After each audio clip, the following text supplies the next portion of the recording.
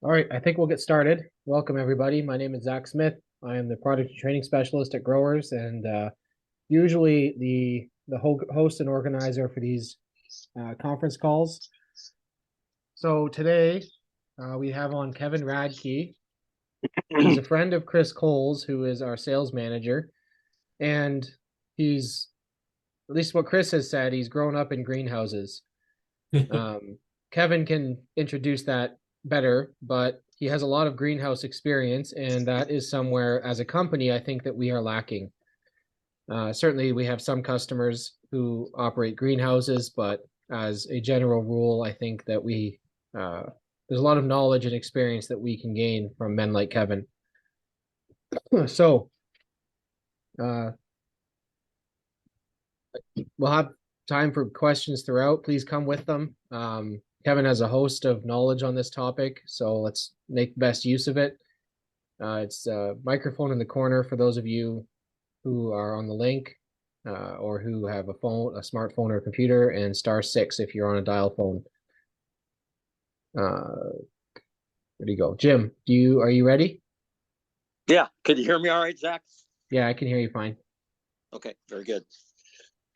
Yeah, my name's Jim Halbeisen, Director of Research, and I usually start off the conference call and talk a little bit about current events in agriculture. And we've been traveling the country to a certain degree. Well, I shouldn't say just the U.S. We were in Canada this last week, and the issues are pretty much the same as far as sales are concerned within the organization.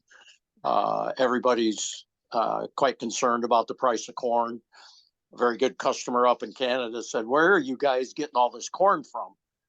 And this seems to be a big issue. The price of corn is kind of range bound now. It was in that $5 range as we got into corn harvest.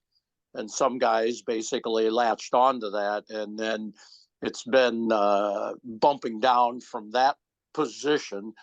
And, in our areas that are away from population, the price has gone down, to an extent we haven't seen for quite a while. So the big question that everybody has at the meetings held up better.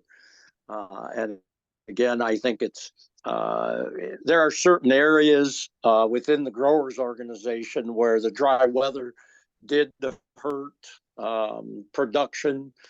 A lot of it is in the western part of the belt.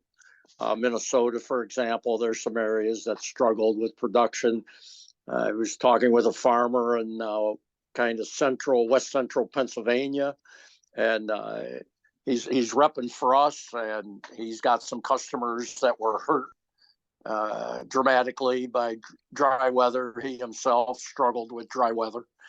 So again, and many of the areas that I'm discussing this with guys, they're still saying basically they're dry underneath. So again, the forecast, and this is pretty uniform across the growers area, is to remain on the dry side and warmer temperatures. Now, you get down in the South, Georgia and Carolinas, they're supposed to be in a different an area having more moisture. They're talking some very significant rainfall this weekend, actually, from Georgia up through the Carolinas. And we were supposed to miss all that, but now we're going to get some of the western side of that, depending on what this front does. But they're talking, some areas of the Carolinas are looking at 5 inches. So again, that part of the country has a little more moisture to work with. They still have dry pockets, but overall, they seem to have a little bit more moisture than the rest of us. Now, our rep in New York has business down around New York City, and he said the row croppers down there are still struggling a little bit with harvest, but he said there has been some significant damage with vegetable production down there. Crops still in the field. They're not going to get them. There's water laying everywhere. So again, those guys have had a little bit more problem with the wet weather than the rest of the growers area. So for guys that are looking for marketing help, it's all Brazil right now. And DTN just pushed out a publication saying that January looks good for Brazil. So I think that basically will, we had the report, the WASAID report last Friday, and they lowered Brazil's yield and increased our exports, and that was negative on the price. So again, there's a lot of discussion about this. Farmers are a little confused. It's hard to trade fundamentals when it doesn't even begin to follow the fundamentals. But then these money people, at this point, it looks like commodities are not the best thing for sticking their money into. Oil's hurting.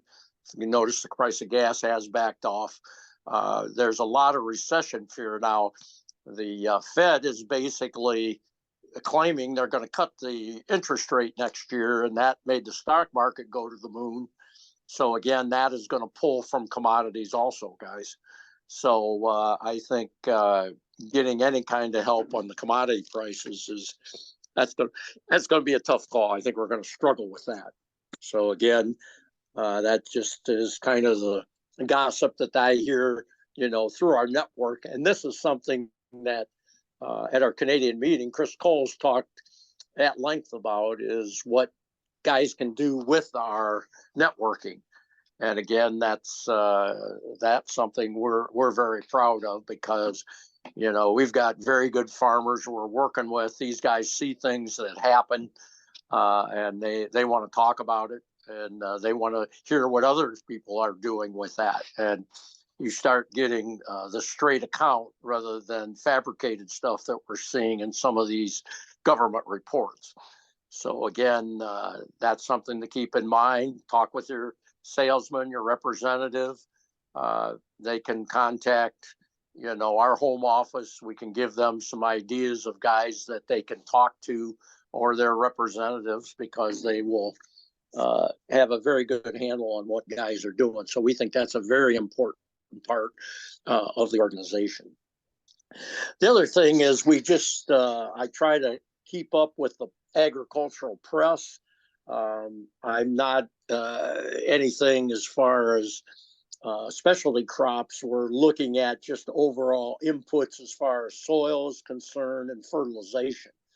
And there's several things right now that we're seeing that is constantly coming out in the agricultural press. And one of them is trying to improve biological life in soil. And the problem is you've got a lot of these bug in the jug people and other companies, even the big chemical companies, Potash Corporation of Saskatchewan, or Nutrien, they're getting into this business. They're following this regenerative agriculture, sustainable agriculture, CO2 reduction agriculture, whatever you want to call it. And it includes very significantly biological life. And see, this is something we've tried to discuss with farmers for 70 years, and our knowledge about it is improving significantly as there's more science coming out in human medicine. And that's starting to bleed over into agriculture. Several articles this week. There's one that came out that showed, this title of the study is, study shows that inoculating soil with mycorrhizal fungi can increase plant yield by as much as 40%. And they were looking at it in a couple different ways, actually feeding the crop.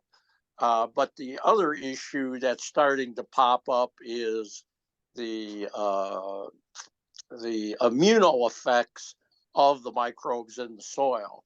This symbiotic relationship, and the microbes actually giving compounds to the plant to help it deal with adversity, having to deal with other microbes that may be toxic, or fungal infections, bacterial infections. And that's basically, this study was discussing that part of the issue, saying that symbiosis fertility wise, which is what is really getting the main play in the agricultural press, is important, but the ability of the microbes to secrete compounds that help protect the plant. And it's, several of my meetings, I've discussed this idea of the microbes secreting compounds. And my discussion always starts out with penicillin. Where was that first found or discovered? And it was basically in the soil. And I found it very interesting. One of the Farm Journal articles this summer, they talked about a groundbreaking discovery. Missouri soils unlock a golden antibiotic 75 years ago.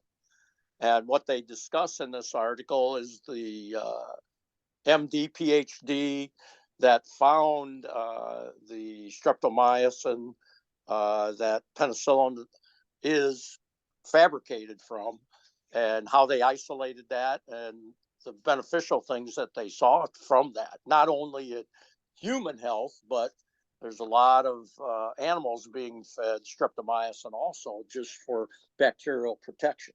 And see, the idea that microbes can secrete this, give it to the plant, you get a heavy bacterial infection, and possibly the beneficials could be secreting a compound that would help the plant deal with that particular infection. And there was a very recent article where they're discussing how the microbes secrete gases, basically odors that the plant can recognize and feed sugar to the microbes. And in the same token, the plants themselves can emit gases that diffuse through the soil. See, this has always been the issue. How does the plant interact with the microbe? And we're thinking maybe they're passing compounds back and forth through physical touch or through solubility.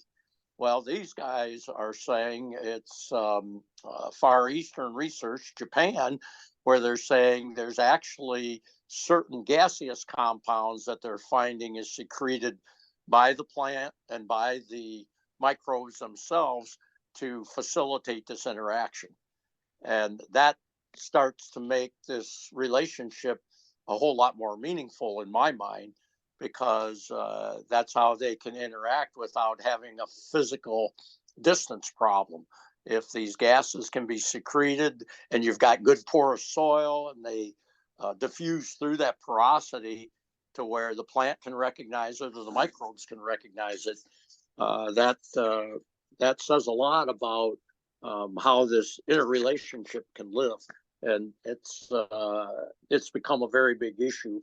Actually, there was another publication off of Google where they're looking at these malnourished children in these poor countries, and they were running into problems trying to feed these kids and get them back up to size, get them back up to speed, get them back up to normal development. And see, they all thought it was a caloric thing, just pound the calories to them, and then the body will, get extra cover. It will build itself better. And what they're finding out, that's really not the key factor. The key factor is the type of nourishment that gives the proper biome in the body to grow correctly. They're actually saying that these microbes are infusing compounds that affect the cells of the body and how they grow. And they're actually developed certain species of plants that nourish the proper biome that's in the human biome. And there was a paragraph at the end of that article that I found fascinating, guys. It says the results from these and other studies should help advance our understanding of how microbes collaborate with our human cells and organs to influence developmental biology. We need to refine our approach for the development of this micro medical work and those therapies and help us develop new approaches for feeding the infant as it leaves the womb so that it has proper development. And see, this is part of the growers program, guys, in my opinion. Once we get that soil opened up, get it functioning, get the microbe helping the plant grow so that the plant grows correctly, now we've got the type of energy that when the other body consumes it, it grows properly. We've seen this in the dairy business forever, guys. When they get the program going, they can't believe, John Sensenig up there in New York, he had that cow that was milking forever. And see, as today, 1 or 2 lactations, that's it. So again, I think this microbiological approach is something that is going to be very, very key for us. The other thing that's kind of popped up here recently, guys, that I think I have to delve into a little bit is there's been significant number of articles discussing phosphorus fertilizer. We all know or we've seen that nitrogen fertilizer has backed off in price. Actually, there was an article on DTN today talking about they view potassium fertilizer as regressing. But the other articles are saying phosphorus, they don't feel is going to be that way. The situation is that the title of the article is "There's a lot of risk in the system for phosphate fertilizer." And part of that is, the 4 largest countries that are manufacturing phosphorus right now: China, Russia, Morocco, Africa, and then the U.S. And see, the U.S. has been under significant pressure because of the regulations that are there. And then, the Ukraine thing with Russia has created a problem.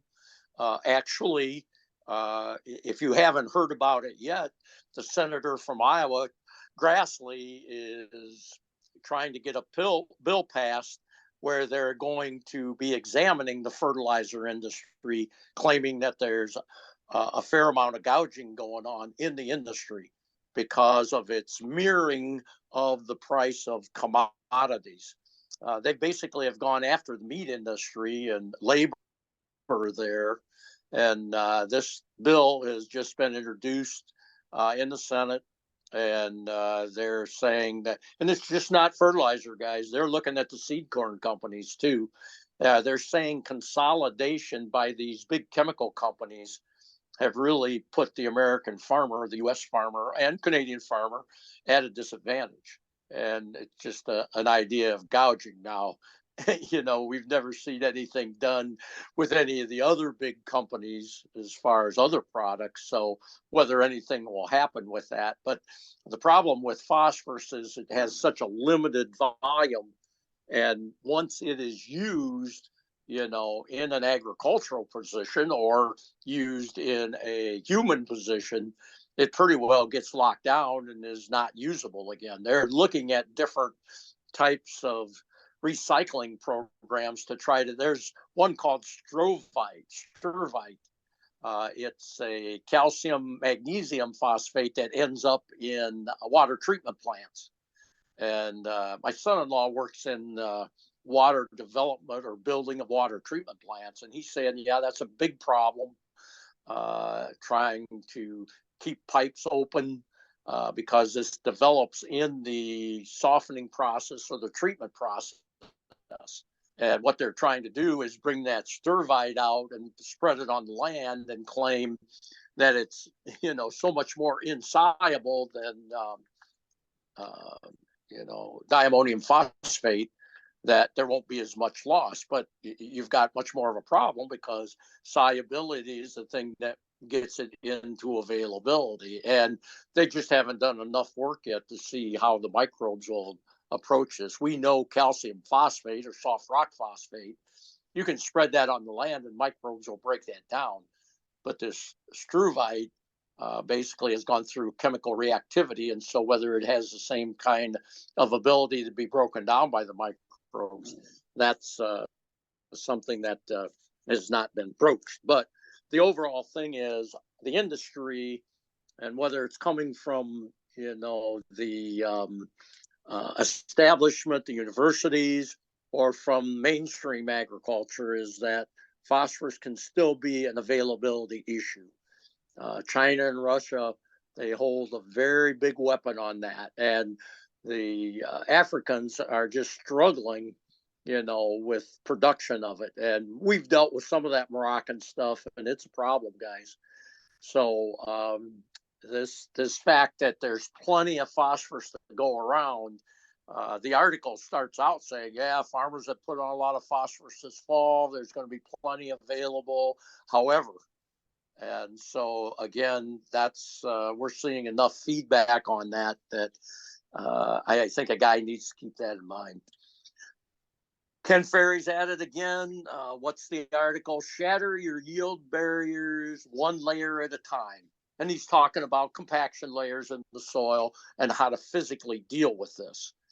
And, he's talking about inline rippers, fancy chisel plows, whether you've got, compaction layer at 4 or 6 inches or at 12 inches or 10 inches. And all of his approaches are physical. So John Deere is going to make sure everybody reads this thing. But that goes back to what we're talking about with the growers program, guys. We think a lot of times we can alleviate some of that density layer when you get the right amount of calcium on. We don't argue that you can get it mixed in bigger, better, and get the oxygen in there quicker by ripping that soil or some kind of tillage method. But still, we think that the calcium can help with that. And he was actually talking about trying to alleviate these density layers through no-till and cover crops. And he really he spoke about it with tongue in cheek, guys. I'm going to tell you, frankly, he said it can be possible to break density layers with root growth. But again, he said some of the layers that have been created, there's no way that root growth will deal with that. So again, that's something I think, growers guys or our organization has seen from the beginning. And that's why we feel that when we get the right amount of calcium on there, we can deal with these density layers. And the whole idea of that is to get that massive root growth. And see, that's what we're hearing from the soil quality people, is that massive root growth is really the key to give you success. The winter edition of the solution, we will have an article in there discussing the 2x2 thing that we've been working with in the company. I've talked to several of our customers, guys that have been with us a long time, that have tinkered with this, and they're pretty happy with it. And like I said in the past, that originated from some operations just struggled with foliar feeding. And so they pulled some of the foliar feeding volume, and then they pulled a little volume out of the in-furrow, and they've stuck that 2x2. Some guys had used planters that already had it on. Some guys have added attachments to get that to go. But if you've got a new calendar from our representation, you look at I think it's the March one, where we show a 2x2 application, and you can see the germ of the seed and where the small plant is going towards the surface, and the roots start straight down, and then all of a sudden it's curved, headed towards that 2x2. And again, some of our older customers said, how's this plant figure this out? Well, if we go back to the idea that there is secretion of gas, that the microbes have encountered the fertility and are secreting the correct gas to notify the plant that, we can do something over here, that would start to make a lot of sense to me. So again, I think this research that we're seeing in the microbial side of it, it's going to give us some very beneficial things. I got a ton of stuff left here, guys, but I just don't want to steal Kevin's thunder here. So um, we we kind of approach this on our Friday calls that we do for our sales force. You guys got some stuff tonight that they're going to get in the next sales call that's really current events. So again, this is something, you can talk to your rep if there's anything that has come up at the calls that we do that they think is unique, for farmers to take a look at. Just, get on their case, man. We want to educate them to help educate our clientele. And so many of our guys that are repping for us are farming too. See, so I think that goes back to this networking thing. I just feel that's a very good thing. When we got up there with those Canadian boys this week, man, I hadn't seen some of those guys for, not quite a year. And boy, we got a lot of catching up to do. There's a lot of things to talk about, what you see. We crossed at Windsor, at Detroit, headed up the 401 to Toronto. And I was quite surprised at the amount of corn that was still standing up there. And those guys were saying, that they had a strike on the St. Lawrence Seaway and some of the other shipping lanes, which kind of put these elevators in a bind and weren't able to take everything. Now, they were wet, and we saw some of that down here in the States too. The seed corn company said the smoke had nothing to do with it, but a lot of the farmers I talk with, they don't agree with the seed corn companies. So that has been somewhat of a problem. But again, and those guys are telling me, there were some areas very happy, very nice yields. Some areas that were drier, they struggled a little bit. So it pretty well, Mother Nature kind of dealt a hand around, through North America. And I always feel after you have a good year, you always worry about next year because it's got to change. So that's what makes this a great business, in my opinion. So, Saki, I'm going to turn it over to you and let the greenhouse guy educate us. Thanks, Jim. All right, we'll move into the portion of the call now where we'll kind of interview Keven, for lack of a better term. So some of you may not know, but Keven has kind of been functioning in a advisory quasi DM role within the company for a little while, where he's helping us out with the greenhouse side of things. And so I believe he's received a number of calls with questions about greenhouses because, as I said before, a lot of us within growers don't have much knowledge or experience around them. And so wanted to have him on the call and see what kind of stuff we could learn. So Keven, do you mind starting off introducing yourself and kind of giving us some of your background in greenhouses, and then we might move into some more specific questions? I would be honored. I just want to say it's a thrill and an honor to be part of your group. And again, working with Growers Mineral, I think it's a great opportunity for me and for all of us. A little bit about my background. My grandfather came from Germany a couple generations ago, and then a whole group of agriculturalists that ended up in Cleveland, Ohio. The farms are wonderful. The soil was wonderful. So he started there. My father came along and I came along, and that part of Ohio was called the greenhouse capital of the world. I was born into that. And by the age of 5, I was sowing seeds, trimming tomatoes, and fertilizing. So I've been in this greenhouse business my whole life. Later on, as I grew up, I was president of 150 greenhouses and 200 garden centers. And I was very well versed at hydroponics and soil. And throughout Michigan, Ohio, and Pennsylvania, I was very apt to visiting greenhouses, discussing problems. I also took many, many classes at Ohio State Ag, learning different ways to control problems, learning different attitudes of heating, soil conditioning, and different crops. So again, in my past in the greenhouse, I've grown over 50 million plants.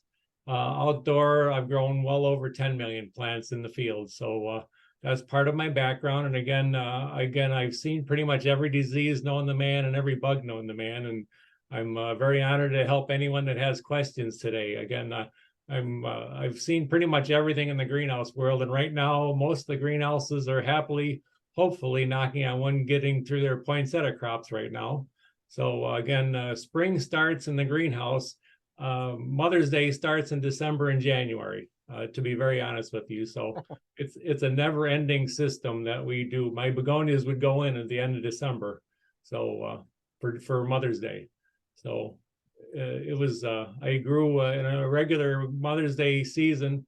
I grew 40,000 hanging baskets, 800,000 geraniums, 50 to 60,000 flats of flowers, and about 200,000 perennials and herbs in one season. So again, I'll gladly take questions, and I'll gladly help anyone that needs it, because I enjoy this. And again, there's not many questions that I haven't heard or people I haven't met. And as far as greenhouse apparatus, between a quarter acre to right near me, there's Green Circle, which has 150 acres of greenhouses. I'm very apt at both of those situations right now. So hoop houses right now are starting the, again, production for spring starts next month, just to let everyone know. So if I can help anybody or answer a question, I'm here for you. Again, if there isn't time allowed today, you can always get my email or my telephone, because I will always call you back. Again, right now I run a hydroponic operation, but I found that foliar spray at 2% makes my crop about 10 to 15% larger and more beautiful than without it. So Growers Mineral does work, and it works wonderful in the greenhouse, just to help. How's that for a quick recap? That's good. Have you used growers at all in the water in the hydroponic setting, or just foliar feeding? I have used it in the water, and my pH was so high it made it very thick. So that's a situation that most growers have to understand. pH is very important when you go through, especially hydroponics. So it reacted with the growers? Correct. It made it thick. It made it very thick. Do you think if you had a different water source that you'd be able to make that work? Totally agree with you. Yes. Again, I do not have that option where I'm at right now.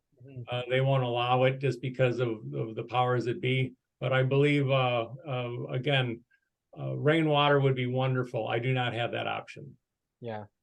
I know that hydroponics are something that it would be, considering that Dr. Tejan's developed part of the fertilizer itself through hydroponics research, it would be excellent to figure out some recommendations for hydroponic settings. What kind of spray schedule do you do? I did once a week at 2%, just foliar spray, and it turned out wonderful. I did microgreens and lettuce with it. Okay. And I sent the pictures to the office, so they have the pictures of the differences. Excellent. I do have other questions, but I want to open it up to you guys as well. So if anybody has a question, feel free to unmute yourself and ask away. Yeah, Kevin, this is Jim Yes. Hallbison. Jim. I've got several questions. What when you're dealing with people that work in greenhouses, you know, when you approach a farmer in the field, they're very suspicious. You know, it's snake oil, and you have to do something or have something happen to get some of their confidence. How do you view people that are in the greenhouse business when somebody approaches them and talks to them? And if it were you know, meeting with someone that you were going to try to do business with, what do you feel is the key item or the key approach to talk with these individuals? There's something in their psyche that, you know, guys that rep for us need to know about. That's a great question, Jim. Again, as everyone knows, greenhouse people are a whole nother breed, and I was one of them. I was an owner and operator, and And I had 90 employees under me. So when salesmen came over, they had to get in the door, and to see me face to face, it took a little bit, just to be very honest with you. What I would share with everyone right now is there's not many of us around, but I'm a head grower also. I've had many experience with getting indoors by telling people I'm a head grower, and you guys can mention me as a head grower using growers to get in the door also. Say, Keven Radke, I will always be on a phone call if you need me to be on with you. But that usually will get in the door, because most salesmen have never grown a plant. And I've grown millions of them. And what Jim exactly said is that to get in the door and to give your 5 minutes, because 5 minutes is pretty much the key to making a sale with this. Just say, this is what works. Keven Radke has tried it. He's a head grower. This is how it'll work for you, and this will make your product even better. And it's very economical. I've yet to have anyone hesitate at the price of Growers Mineral, especially in a greenhouse. So I hope that helps. But you guys can all use my name, because most. So what do you? Go ahead. Oh, hello. What do you, as far as what you've seen so far working with it, what's got your attention? My attention is the root growth and the consistency of it. Just for again, I'm only using 2%. I've tried many percentages, but that for me has been the most popular. I have a wonderful nursery guy. He's getting at least 15% growth right now at 4%. He does hostas, and he's getting ready for spring right now, but he takes cuttings, and cuttings are a huge part of the greenhouse business too. Again, with bushes and shrubs and everything, and he's getting a very huge growth with growers right now, applying it at the cutting stage. The roots are taking off far better than they are with the other chemicals he's been using. And I will get pictures of all this. One thing that no, that's great. One thing that we had a gentleman up in Canada that is very knowledgeable, and we in the row crop business, or out in the field, I should say, we stress the utilization of the calcium, and there's confusion, I think, even with customers about what the deal is with calcium, because he was saying to me, how do I implement that part of the program, in the greenhouse or in a special setting like that. And to me, the deal is that we are trying to make that soil a proper media, and that's what a lot of that limestone is doing. However, we're fertilizing the plant too, and that root growth thing, you recognizing that is a big deal, because that's the first thing we see, out in the field. Once you get that media functioning correctly, get the porosity in there, then the plant just automatically expands the root zone. We've had guys we had some guys up in Minnesota that was shooting a main tile down through a cornfield.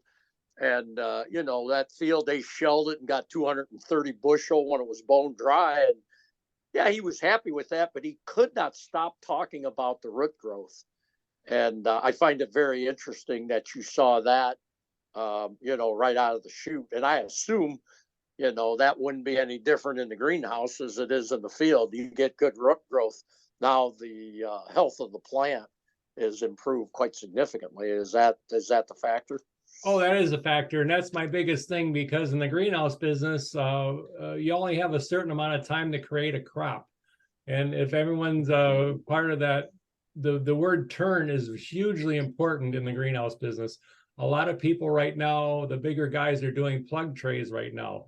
Again, a plug tray is a $200 to $400 plug tray. You sell it for 30 cents a plant, and you make turns of it. If you can get one extra turn on your plug trays by using growers, you're going to make a lot of money. I mean, it's amazing the difference. If you can increase that to maybe 5 to 10 days, oh my gosh. And if your plugs are a little stronger, they'll buy yours instead of the competition's. And there's a lot of competition in the greenhouse business.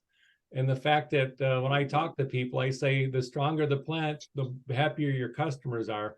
And that's 90% of the greenhouse business, whether you're making geraniums, hanging baskets, tomatoes, lettuce. When you bite into a head of lettuce, you want to smile. When you bite a tomato and it's dripping down your chin, you're smiling, and you're going to go back there again. I mean, that's the whole part of all of this. And growers, I believe, is going to be a huge plus in this, especially with smaller growers, mom and pops with roadside stands and stuff, because there's a lot of competition in that. If you can honestly say, I want you to have the best roadside stand in this area, and this product will help you get it. And we have, these results have been found. And I believe you're going to make a lot of sales that way. And a lot of little hoop houses are starting right now just because of that. One thing that I don't know a lot about that hopefully you can shed a little light on this. We've got a very good tomato grower in the organization, and when he got going with us, he struggled. He grows his own plants in the greenhouse. He makes up the plug or the media that he wants to put the seed in, and then he germs the seed and then gets those plants up to the size that he wants to put them out in the field with. Okay. And he struggled with that. He definitely wanted to use us there, but he had super hard water, giving him trouble. He messed around with the water, and then got that kind of figured out.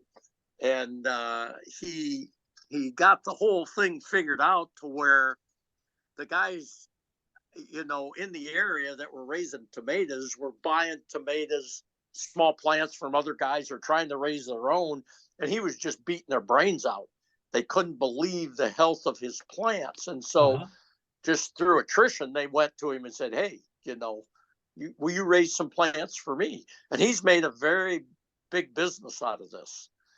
And is there anything in the greenhouse business with flowers or other types of vegetables where there are guys that just raise the plants that these other people use or that they use outside? Oh, no, that's a great question. In the last 10 years, because again, everyone, I paid the bills also, and I tried to save as much money as possible. My heating bill for my greenhouse was almost $300,000 a year just to heat my place. And what happened then, my dad and I would sit down and say, maybe we should buy plugs, and that would save us 1 month of heating, which was huge in the greenhouse business. So what Jim's talking about now, there's a huge business in Michigan and Ohio, Pennsylvania, of people that grow starter plugs. And they can be starter flowers, they could be starter geraniums, they could be starter tomatoes. I mean, it's a huge business right now to save people from heating a greenhouse, especially in the wintertime. Again, if you can save 30 days from heat, that's an incredible lot of money from a greenhouse point of view with heat cost. And again, that's a huge overhead cost that everyone has to deal with. But again, there's a lot of wonderful people that do raise starter plants now. I gotcha. Yeah, because this gentleman, it's just, I'm under the impression that his starter plants are the Cadillac. I mean, when we first started working with this gentleman, he had, a couple, 40 by 150 or something like that. And man, they've just sprung up all over his farm now.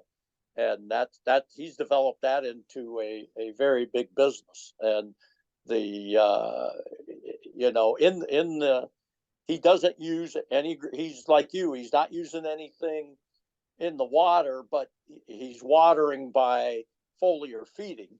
And so he's got a concentration figured out, and his plants, and he said the guys that are getting plants from him they're very, very happy. The vigor of them is so much better.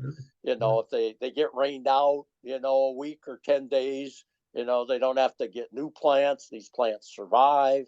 And then once they're planted, they just start out like crazy. And, he attributes a lot of that to the use of the growers, in the foliar, and then the plug also, or the media that he's germinating it in. He's getting high cal lime in there, and then I don't know what other part, types of media he puts in there. That's his little recipe. But we need to get you down there to see what he's doing. I would be And honored to meet him and talk with him, because again, yeah, we could probably talk for hours about everything under the sun. Obviously, yes. yeah, he's an excellent farmer, and this is, they've got they're a little bit bigger family. He's got brothers, and all the brothers got sons, and they're trying to get all these guys, into the operation. So Sure. they're diversifying with their vegetable operation, and this is part of that diversification. And it's it's pretty interesting. But if there's other businesses like that, we could use this guy as kind of a template for our guys to talk with these other businesses. He's just had very, very good results. That's wonderful, because once you get a good reputation, that goes quick, because farmers talk. You go to church, you go to the well, that's what I mean. Farmers talk. Yeah, no, that's right. And they don't walk straight because they bend over most of their life. But I'm just saying, yeah, it's especially greenhouse guys. But my dad. Just to share a funny story with you. When I was real young, we were growing tomatoes, and we had 10 acres under glass, and my dad says, "Don't overfeed the tomatoes. You don't eat the plant." And I'll never forget that. I mean, I thought that was, and now it's so true. I mean, you don't eat the plant. You got to let them suffer when you start them, and then feed them, and they produce like crazy. But yes, I thought. Yeah. So the water issue, I think, my looking at it, that I think is a very big issue, as far as getting people to work with the growers. We've just seen in the past that these hard waters, when you get growers in there, that's your problem in the root zone. Right. And if you're going to do some foliar feeding, I would say that's something that you yourself tinkering with that. If there's we've tried to soften hard water or acidify hard water, and if you can tinker with that and kind of help us understand the guy that's in a greenhouse, if that acidification is very helpful or if it's not helpful. Like you said, the rainwater we know is really the Cadillac. Correct. But you just don't have that option. And any of these other things that can be done. Actually, this gentleman that has the developing or selling the tomato plants, he went big with the water part of it. He got into reverse osmosis, and he just felt that was so critical, to that vigor. Now, not everybody has got the kind of wherewithal, he's big in the field, so he's got a lot of revenue to work with. Sure. But again, I think if you can tell somebody that's working with our product, hey, you're going to have to go this way or do this, so that you get we don't want to have the blame hung on us, which is a water issue, is what I'm getting at, because that's happened in the field a lot. Oh, I'm sure. And we want to end run that as much as we can, in the greenhouse business, because it's going to be very, very competitive. It's just that simple. Greenhouses are very, very competitive, especially with the environment and the cost of operations right now. Yeah, and not finding help. I mean, again, that's all a huge key. That's why sometimes greenhouse guys don't want to see anybody, because they just got their gas bill. I mean, that's right. I'm just sharing because I've been through all that. But yes. Yep. No, and that's that's kind of at the beginning of the call. That's kind of where customers are at now. They're trying to figure out that we've deflated the price on some of this stuff, and we certainly haven't deflated the price of parts or the price of fuel. So we got to figure out how we're going to conquer all those mountains. They're not really little hills in some cases. So exactly. Yeah. So that's really the thing. I think anything that can be a pointer and anything to know the demeanor of these guys, like you say, and all farmers are that way. They just have they got their own MO on how they operate. Oh, And sure, so sure. guys got to get that figured out. And when they're in a situation where it's those bills get big, it makes it a lot tougher for sure. And as everyone listening, you can always use my name because most people in Pennsylvania, Ohio, Michigan kind of know me just because of my past. But you can say Keven Radke, and most people have met me or shook hands with me. And I'm kind of a tall guy, so they kind of remember me a little bit. But you can always use that, or have a conference call with me because I'll gladly talk to them if you need me for that. How's that? Because I want everybody to succeed in this. And if I can help with the greenhouse end of it, I would be honored because I've been in a couple tornadoes and been hit by lightning and all that good stuff. There's not much scares me in the greenhouse business. So Yeah, no, that for the guys that are on the call, this is something we're gonna definitely get him to do some articles where he focuses on that. And then if we've got customers that have friends sure. that are struggling in the greenhouse business, talk to your rep. Those guys, they can get a hold of Keven. And like I said, if they want to do a Zoom with him, we'll work with them that way and just tell them what we know. We're not any experts by any stretch right now. We've had guys that have worked in greenhouses, but it's been a tough business and nobody felt they had the kind of background that Kevin's got. So we're hoping this can open some doors for us. And even when we get into some of our bigger vegetable operations, as gentlemen with the tomatoes, Correct. our tobacco guys, it's kind of the same way.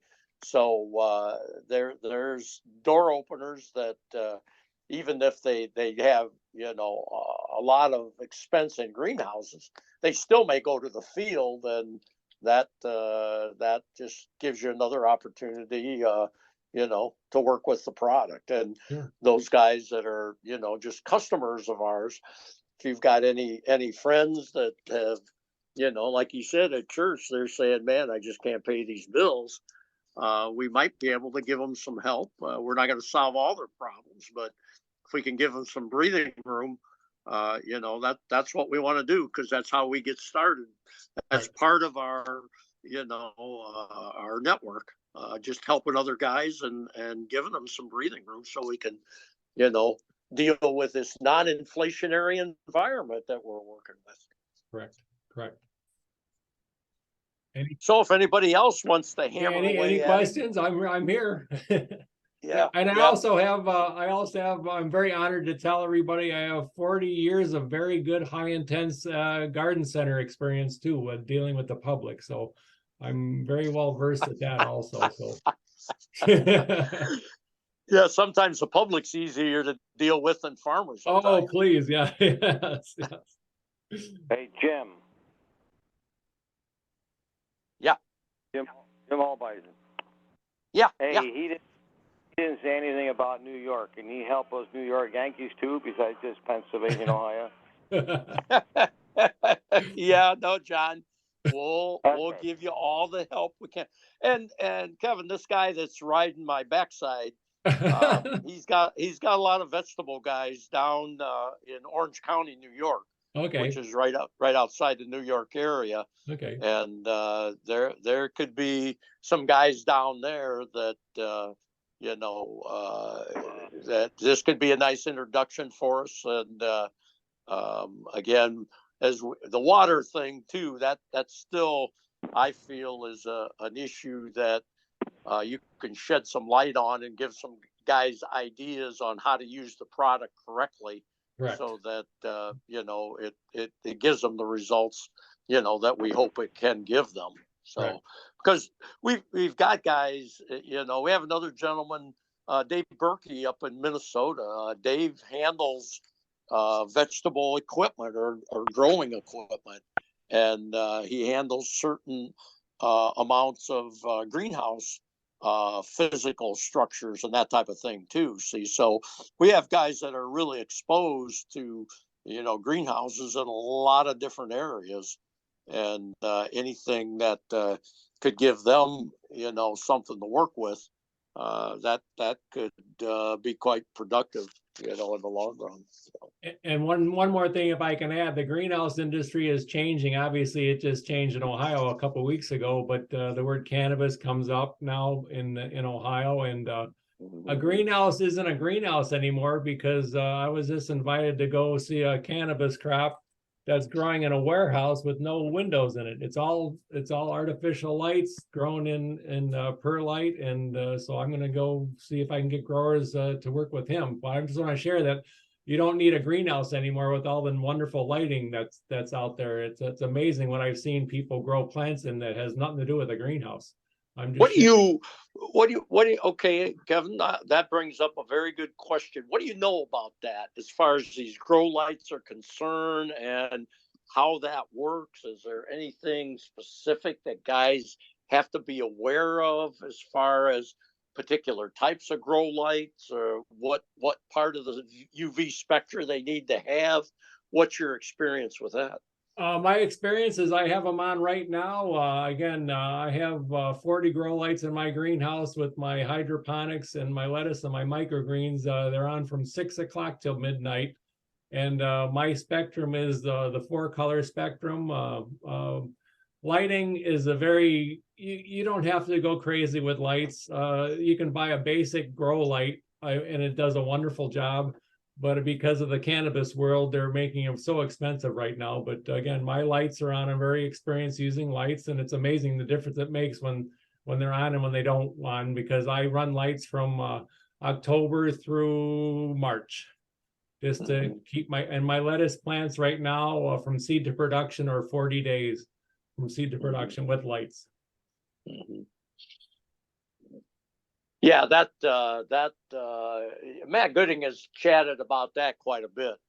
He feels that this, the spectra and which spectra you use and timing and all that it's not getting, the kind of attention that it really should have, that somebody with experience can really be helpful to a guy when you start looking at that part of the equation. Oh no, exactly. I used to raise a lot of basil, and I had to do 500 pounds every 2 weeks of basil for this company, and the red lighting spectrum was huge for basil. If I didn't have enough red, they didn't grow. It was amazing.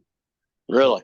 Yeah, but again, I learned, I made mistakes there, and the books aren't always right, as everyone knows. I mean, well, I got the answer. I got the answer for that. You need to take the book and let the plant read it, and then it'll do it. It'll do it correctly at that point. Yeah, I've read a lot of books that aren't right at all. So experience makes a novel, just to let you know. But again, yeah, no, interesting, very interesting. Okay, Zachy, I'll let him catch his breath. Anyone else? Yeah, are there any other questions? Yeah, on the 2%, I suppose you're using well water on that, or was that city water? That was city water, correct. And it was a hand spray. Okay, just like a regular hand sprayer then. Correct, huh? Correct. A 2-gallon hand And the spray. guy that was using 4%, was he still doing it every week? So he was actually using it twice the amount that you were? I believe so. Again, I want to get that in writing from him because of the Christmas holiday right now. He also does poinsettias too, so he's pretty busy though. So as soon as the holidays are over, I'm going to get all this documented. But correct. You were using the 2% on tomatoes? 2% on lettuce and microgreens. Gotcha. Thanks, Kevin. Oh, my pleasure. I'm all your guys. So anytime you want to ask, please. Yeah, see, that's a very good no. Yeah, that's a very good point. I'd like to see try to burn something and see what kind of level you need to get to where you can actually burn some leaves, or and discover whether, I've burnt plants in the field by being like too close. I waited till it got too big, and so it was more a physical burn. But most of the time, that burn doesn't appear to hurt anything. But I'm sure we can get to a level that the damage is going to give us some problems. So I'd like to see you monkey around and see if you get to a level that you say, hey, don't ever go that high. So, Yeah, I did 5% on microgreens and they didn't like it. okay, I got you. And microgreens are only, again, most people, microgreens, my production for microgreens is a seed, which gets barely 100 parts per million fertilizer, and their lifespan, the restaurants buy them from me to put on their salads and their wraps and everything, is about 15 to 20 days, their lifespan. They get about 3 inches tall, and I cut them, but they're very fragile, and they didn't like 5% at all. Now, what kind of plants are those? Oh, I had alfalfa, Mizuna, kale, mustard, parsley. Okay. I have a whole list of arugula. Yeah. I got you. Okay. Kevin, does that So what hand kind of sprayer media you're was using, that did it- stuff growing in? Go I didn't ahead. hear. I'm sorry. What kind of media? Did What you kind have it in the soil or? media Oh, is no, it no. It's hydroponic? just microgreens are only grown on a little flat piece of felt. Oh, okay. Yeah. Okay. Yeah, there's no soil, or they're just a little piece of felt, and that's their whole growing area. The roots cut into the felt. It's barely an eighth inch thick, and it's about 3 feet by 9 inches. And that my trace for microgreens are that. So with the concentrations of plants per acre, it's kind of silly to ask, but do you have any idea how many gallons per acre you're putting on that with that sprayer? Oh, I do not know that. I do not know that answer. Right. See, you get into that greenhouse business. A lot of those guys, the gentleman we were talking to up in Canada, that even not in the greenhouse with tree starts and that, it's all percentages, and they get a decent coverage with it, and that you've got to kind of adapt to the type of thing these guys are used to. So. Kevin, how fine does that hand sprayer mist? It's very fine. Yeah, good question. I had it too thick when I started, and it's just it's a very fine mist. It to the drip cycle, as most people know when they're spraying. I just did a little mist on them once a week. Okay.